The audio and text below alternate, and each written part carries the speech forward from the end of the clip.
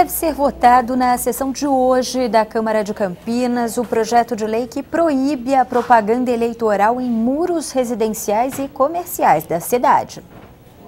De acordo com o texto, a medida visa manter a cidade mais limpa durante as eleições. Se aprovada hoje, fica proibido pichar, desenhar, escrever ou pintar qualquer imagem ou informação que faça algum tipo de referência a campanhas eleitorais. Em caso de descumprimento, o projeto prevê um prazo de 24 horas para que a pintura seja retirada, além de multa que será aplicada aos agentes solicitantes. Começou hoje a distribuição de graça de 3 tipos de medicamentos para a asma. Os remédios podem ser retirados em uma unidade das farmácias populares do governo federal e nas unidades conveniadas. Para isso é necessário apresentar documento com foto, CPF e receita médica dentro do prazo de validade. A asma está entre as principais causas de internação entre crianças de 0 a 6 anos de idade no Brasil. Além disso, 2.500 pessoas morrem por ano por causa da doença. A incorporação destes medicamentos terá um custo de 30 milhões de reais por ano. De acordo com a Associação Paulista de Supermercados, 900 toneladas de sacolinhas plásticas deixaram de embalar as compras só aqui na região de Campinas, desde que elas pararam de ser distribuídas há 2 meses. Mas a retirada das embalagens ainda gera polêmica entre consumidores e ambientalistas. Desde que entrou em vigor o acordo entre o governo de São Paulo e os supermercados do estado para pôr fim às sacolinhas plásticas descartáveis, o assunto gera muita polêmica. Existem pessoas que apoiam a medida em favor do meio ambiente, mas outras acreditam que só o consumidor foi prejudicado nessa história. A sacolinha faz uma falta louca, a gente se ajeita, mas realmente com a sacolinha é muito mais cômodo. O supermercado daria conforto para o cliente. Dessa forma ele dá desconforto para o cliente. Eu acho que está dando certo, eu já acostumei a trazer a sacola. Eu acho que é complicado um bocadinho, né? Tem que comprar mais dinheiro para a gente gastar. A Associação Paulista de Supermercados se apoia em números para sustentar a sua tese. Segundo o balanço que acaba de ser divulgado pela APAS, nos 2 meses em que as sacolinhas foram banidas, 900 toneladas de plástico deixaram de embalar as compras só na região de Campinas. No estado de São Paulo, para nós fazermos uma conta muito simples, se nós amarrássemos uma sacolinha a outra, no estado de São Paulo correspondeu nesses 2 meses a 9 voltas no planeta, só as sacolinhas que deixaram de circular no meio ambiente. Mas será que esta mudança está servindo mesmo para evitar que as embalagens plásticas cheguem aos aterros sanitários? O consumidor não estaria utilizando outros sacos fabricados do mesmo polietileno para armazenar o lixo? Ainda não existe um estudo sobre o impacto desta medida na natureza. O que se sabe é que esta discussão ainda vai longe. A gente não usa essa, usa outra. E vai sempre usar sacola de plástico. O lixo orgânico vai para o plástico. Para este professor de meio ambiente da PUC, a retirada das sacolinhas do supermercado foi uma medida equivocada.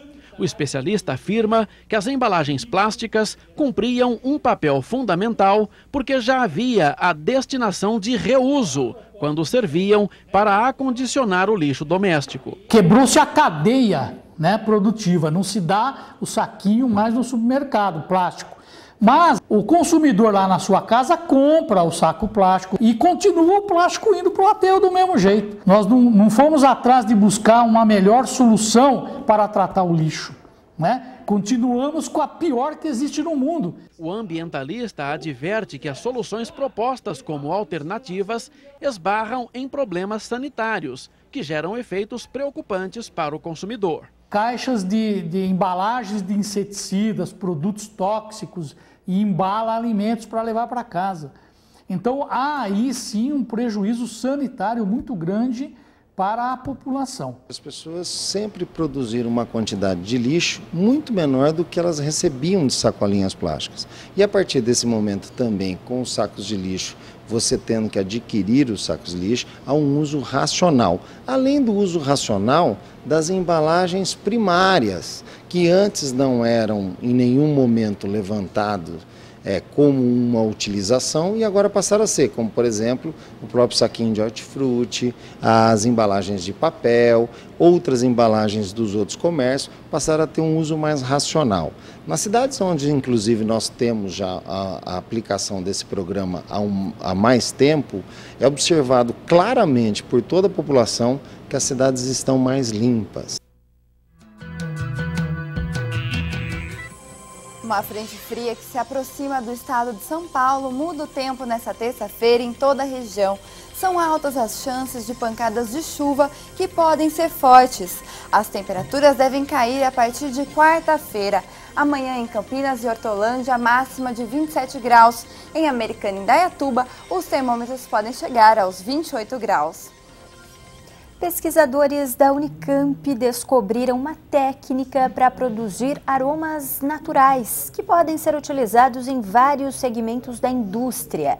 Além disso, existem propriedades funcionais que podem colaborar com a prevenção de algumas doenças.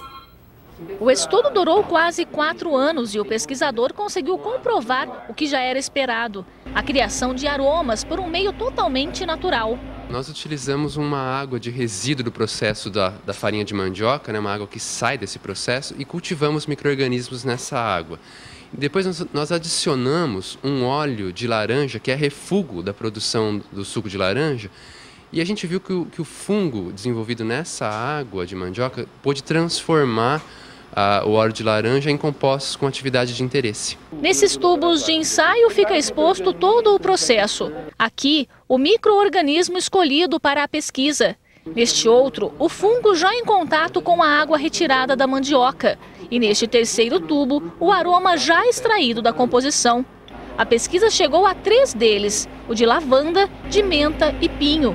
O material pode ser utilizado em vários segmentos industriais. Eles podem ser adicionados em alimentos, cosméticos, medicamentos, e com isso podem trazer, além de aromatizar o produto, podem trazer um benefício adicional, que é promover a atividade antioxidante. Combatendo os radicais livres, o material pode ser importante também na prevenção de doenças degenerativas, como diabetes, mal de Alzheimer, cânceres e doenças cardiovasculares. Neste equipamento, o cromatógrafo, é possível visualizar o andamento do processo. Uma pequena quantidade do material é injetada na máquina e alguns segundos depois é disponibilizado na tela do computador o resultado. Aqui, o óleo da laranja é inserido como alimento para o micro-organismo e neste outro ponto, o aroma que está sendo produzido. A pesquisa foi feita em pequena escala, somente para o estudo. Mas, de acordo com o pesquisador, para que essa produção seja aumentada e passe a ser inserida em produtos ou alimentos, é necessário haver interesse de grandes indústrias. Precisaria de parcerias com indústrias para conseguir promover uma produção em maior escala. E veja a seguir os gols do empate entre Bragantino e Paraná pelo Campeonato Brasileiro da Série B. O Massa Bruta ainda não venceu em casa na competição.